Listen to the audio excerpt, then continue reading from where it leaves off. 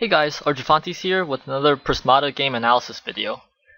Today I want to talk about ISO Kronus. So recently there's been a bit of talk about how this unit might be OP, or when it's in the set then both players have to get it and you get these long grindy ISO Kronus mirrors that no one likes to play. Well, in some sets that might be true. ISO Kronus is definitely a very good unit, and a lot of sets it might be the only unit viable for getting. But I just want to show that there are counterplays to this unit, and you don't always have to get it in every single set. So just looking at the unit briefly, it's 5 and a green for a unit that takes 2 turns to construct, does 2 damage, but can only attack every other turn. So just looking at like the average damage over time, it basically averages to 1 damage a turn, which is kind of just a slightly more efficient Gauss Cannon or Steel Splitter, right? Costs 5, Gauss Cannon costs 6. So that alone makes the unit very good, because it's already like sorta kinda strictly better than the Gauss Cannon, though you don't get the immediate attack since it takes 2 turns to construct. The other major benefit of ISO though is you can actually synchronize them together, so they all fire on the same turn. And when you do this, you generate a ton of breach pressure. And what I mean by this is, if you were to build an ISO every turn, you'll eventually average out to 10 damage every turn, because there's 10 ISO supply, and 5 would fire on one turn, 5 would fire on the other. But if you buy them all on the same turn, what happens is you can generate 20 damage on one turn. And this is particularly good against big blue defenders with high health. And the reason for this is, usually high health defenders get their money's worth because you're able to absorb a massive amount of damage every turn. Like if you had a defense grid, every turn you're absorbing 6 damage, and 6 damage is wasted, essentially.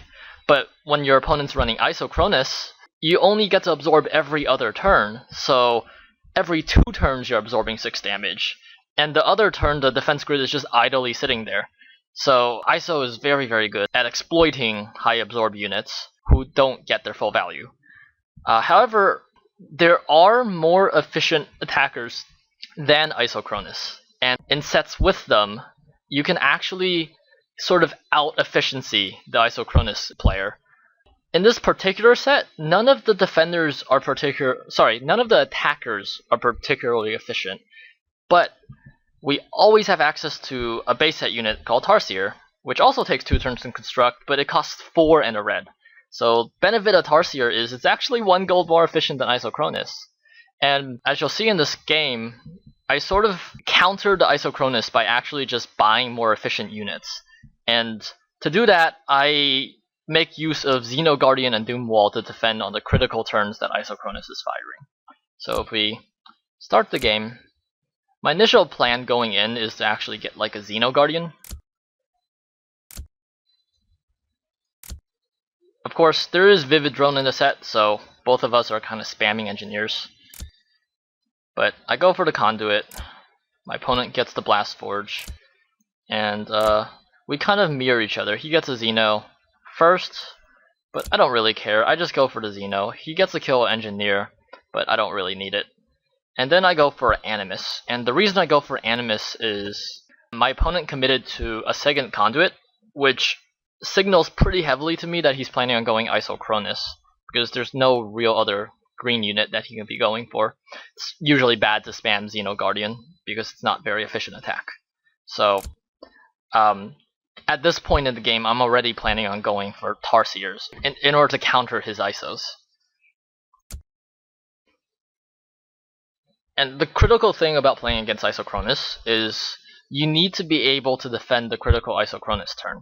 So here I realized that on the ISO Kronus turn, he's going to be attacking for 7 total damage, and possibly 8 if he buys a Steel Splitter or something. So in order to defend against it, I preemptively build a wall here. And attacks for 1, buy 2 more Tarsiers, and yeah, he has 7 damage, so I didn't want to lose like too many engineers, so the wall allows me to just defend pretty comfortably. And here I also do an interesting thing. I only have 1 Animus, so I can build only 2 Tarsiers a turn. However, like I want to be pumping out damage as fast as possible so I can put a lot of pressure on the Isocronus player. So I actually buy a Steel Splitter and an Isocronus of my own. However, I'm not going to be synchronizing my own Isocronus because the Tarsiers will provide consistent attack every turn, and there's really no point in going for burst attack when you're already doing damage every turn, because there's no way to exploit his absorb. He's going to be absorbing for the max amount, which is 3 every single turn. So my plan from this point is actually going to be to buy like an Isocronus and 2 Tarsiers every turn. He does his big ISO burst, buys 4 more Isocronus, so now he's up to 7. And sinks a Tarsier with them too, since they take the same amount of time to construct. I attack for 4. Reason I bought the Steel Splitter is this turn I can kill Engineer, since I have exactly 4 damage. And I actually make a mistake and accidentally buy a Gauss Cannon. That's actually just a hotkey error, because I was looking at the Isocronus and pressed G for Gauss Cannon, but I intended to buy Isocronus this turn, because in terms of damage efficiency, as I said earlier, ISO is actually just 1 gold less than Gauss Cannon, but it's not a huge deal. And once again, I did buy the Doom Wall here to prepare for his Isocronus turn. If I don't spend my single blue every single turn buying like some form of defense, then I won't have enough blue on the turn that Isocronus actually fires to be able to defend effectively.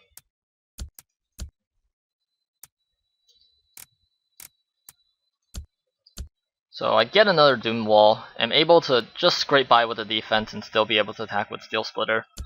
And eventually I'll defend with a Steel Splitter, but as long as I can defend, there's no reason to really leave it back until I absolutely have to. So here I mess up again and get a Gauss Cannon. Somehow in my mind it's just hardwired Isocronus Gauss Cannon are the same unit, so I keep on pressing G, but again, this is supposed to be another Isocronus. So my opponent does his big Isocronus swing. He buys 2 more, which brings up his total to 9 Isocronus. However, at this point, I'm actually putting on quite a bit of pressure, so he's not able to buy his 10th ISO. He is forced to buy defense. His swing wipes out basically all of my defense except for the Xeno. However, on his off turn, he doesn't really do that much damage, though the fact that he bought a Tarsier is kind of annoying for me. I buy my last 2 Tarsiers, get a Doom Wall. The barrier here is just because he's doing 4 damage, so I can soak 1 on the barrier and make him waste 3 damage. And again, every turn I'm preemptively buying walls because I only have 1 Blast Forge and I don't really want to build another. This just lets me defend his ISO turn. I go for ISO again here. I finally noticed my mistake, and yeah, I'm just using the ISO as a 1 gold cheaper Gauss Cannon to keep on putting on damage. So at this point, my opponent is kind of really struggling for defense, because I'm threatening 14 damage every turn.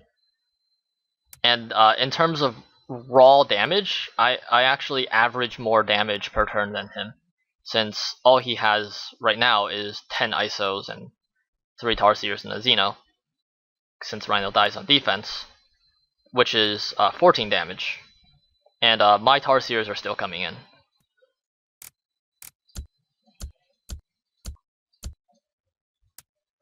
On his crucial ISO turn, I'm able to defend with just a Doom Wall, 2 Force Fields, and 2 Rhinos. Can't buy any more damage this turn, but this is okay. I am effectively attacking for more. My opponent makes a slight mistake by losing his Xeno instead of a Doom Wall, but honestly at this point, it's just really difficult for him to defend my attack. And in a couple more turns, I'm just able to kind of overwhelm him. Here I buy 2 more rhinos just to defend his ISO swing, so I don't have to next turn. And yeah, I'm still able to defend fairly comfortably because I was able to buy defense early, and my opponent eventually is just unable to defend, and I'm able to breach, killing his Tarsiers, all of his econ, and at this point he resigns. So yeah, looking at this game, there weren't really that much efficient attack, but even Tarsiers can counter ISOs if you have sufficient defense for his ISO Kronus turns, and that's exactly what happened this game. Doom Wall being in the set was very helpful, as well as Xeno Guardian, and I was just able to defend his swings and just out efficiency him with Tarsiers, even though I did kind of make a mistake by buying 2 Gauss cannons instead of 2 ISOs. So that being said, I mean, there are sets where ISO might just be the best choice, and maybe even the most efficient choice. But I just wanted to show people that there are other options besides going into those crazy ISO mirrors. And provided you're able to buy more efficient attackers and can defend the critical ISO turn, which might involve buying defense early, you will eventually win the game. So yeah, I hope you enjoyed the video. I'll be back next week with another one. So until then, see you guys later.